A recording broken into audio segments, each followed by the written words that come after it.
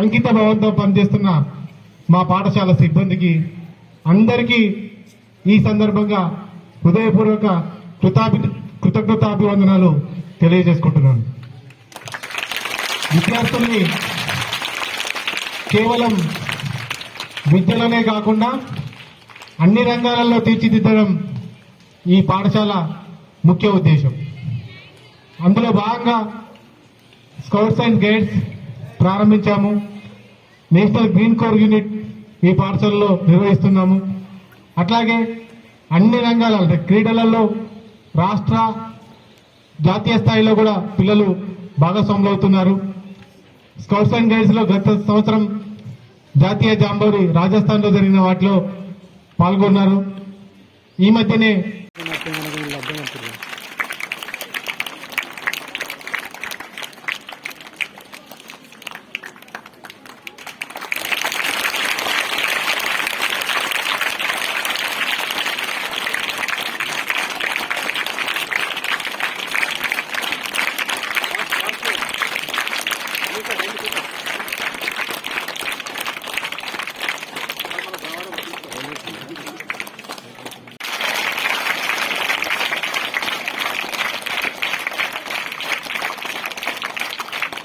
పెట్టడం జరిగింది.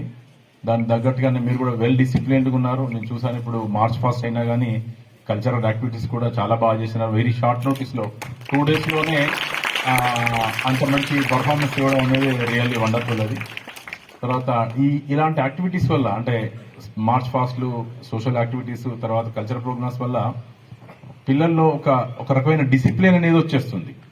ఇలాంటి యాక్టివిటీస్ ఎందుకు పెడతారంటే నాట్ ఓన్లీ ఫర్ ఎంటర్టైన్మెంట్.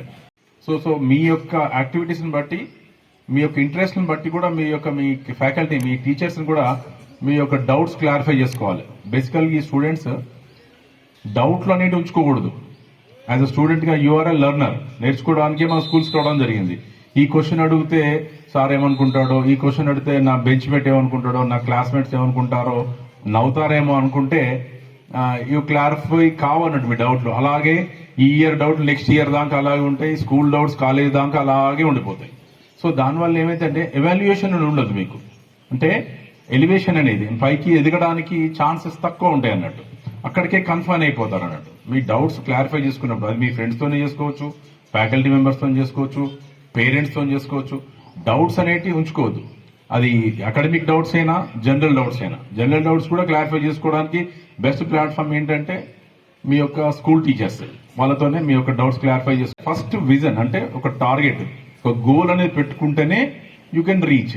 ఇప్పుడు నువ్వు స్కూల్కు ఇవాళ నేను ఇన్ టైంలో వెళ్ళాలి, 9:30 షార్ప్ ఉండాలనే గోల్ నీకు ఉంటేనే ఆ షార్ట్ గోల్ నువ్వు ప్రిపేర్ కావడానికి, తయారు కావడానికి, వాట్ ఎవర్ మోడ్లో వెళ్ళడానికి ఈ యాక్టివిటీ ప్లాన్ చేసుకుంటేనే you can reach 10 o'clock, 9:30 what ever time. అలాంటి గోల్ ప్లాన్ లేకుంటే you can't reach. So you'll become late. తీసుకొని సో అది పెట్టుకుంటే అదే గోల్ అవుతుంది. ఆ గోల్ రీచ్ కావడానికి హార్డ్ వర్కింగ్ అంటే అది టైం క్యాలిక్యులేషన్, టైం మేనేజ్మెంట్, ఎక్కువ టైం వేస్ట్ చేయకపోవడము, ఫోన్లతో ఎక్కువ స్పెండ్ చేయకపోవడము, తల్లిదండ్రులతో గొడవ పడకపోవడము, వాళ్ళు చెప్పిన వినడము, ఇవన్నీ ఇలాంటి యాక్టివిటీస్ అన్ని చేస్తేనే మీ యొక్క టైం సేవ్ అవుతుంది. మీ యొక్క హార్డ్ వర్క్ నేచర్తోనే మీరు మీ యొక్క గోల్కు ఈజీగా రీచ్ కాగలుగుతారు. కాబట్టి టైం మేనేజ్మెంట్ అనేది ఒక స్టూడెంట్కి వెరీ వెరీ ఇంపార్టెంట్.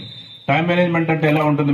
మీరు అంటే మీ ఎగ్జామ్స్ ఎన్ని రోజులు ఉన్నాయి, సబ్జెక్టులు ఎన్ని ఉన్నాయి, చాప్టర్స్ ఎన్ని ఉన్నాయి, ఏ రోజు ఎన్ని గంటలు చదివితే ఏ ఫినిష్ చేయగలుగుతా సిలబస్ అనే ప్లాన్ చేసుకుంటారు. మీకు తెలియకుండానే ప్లాన్ చేసుకుంటారు. సో అది మీరు ప్రాక్టికల్గా చేసుకోవాలి. ఇవాళ 4 hours ఉంది. 4 hours లో ఒకటే సబ్జెక్ట్ చదివితే నేను రేపు ఇబ్బంది అవుతుంది అంటే దాన్ని you have to divide into 3 to 4 parts.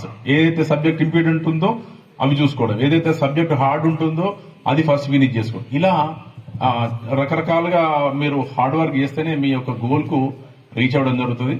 So యాక్టివ్గా ఉండాలంటే కూడా స్పోర్ట్స్ కూడా very very important. Sports activity చాలా మంది ఏం చేస్తారంటే స్పోర్ట్స్ యాక్టివిటీ ఉన్న వాళ్ళు అంత బాగా చదువుకోరు అనే ఒక అపోహ మామూలుగా ఊళ్ళో ఉంటుంటుంది. స్పోర్ట్ యాక్టివిటీ అనేది యాక్టివిటీ వరకే ఉండాలి.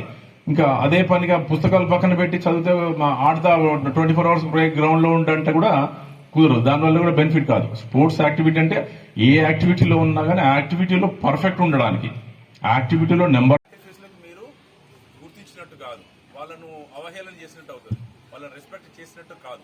కాబట్టి వాళ్ళ యొక్క అంబిషన్స్ కూడా, వాళ్ళ యొక్క కోరికలను కూడా మీరు రెస్పెక్ట్ చేసి, మీరు చిన్న చిన్న గోల్స్ పెట్టుకొని వాళ్ళ యొక్క మీ మీద పెట్టుకున్న హోప్స్ ను పాడు చేయకుండా కష్టపడి చదవాలి. నా కొడుకు నా కూతురు ఇంత మంచిగా నేను చదివించినాను, నేను చదివడం వల్ల ఇంత మంచిగా ఎదిగినారనే తృప్తి వాళ్ళకి రావాలంటే మీరు ఏదో ఒక రంగంలో, అది సైన్స్ కాదు, మ్యాథ్స్ కాదు, స్పోర్ట్స్ కాదు, కల్చరల్ కాదు, ఏదో ఒక ఈవెంట్ లో మీరు ఒక మంచి పొజిషన్ వరకు వెళ్తే వాళ్ళకన్నా ఎక్కువ సాటిస్ఫై అయ్యే వాళ్ళు ఎవరు ఉండరు మీరు.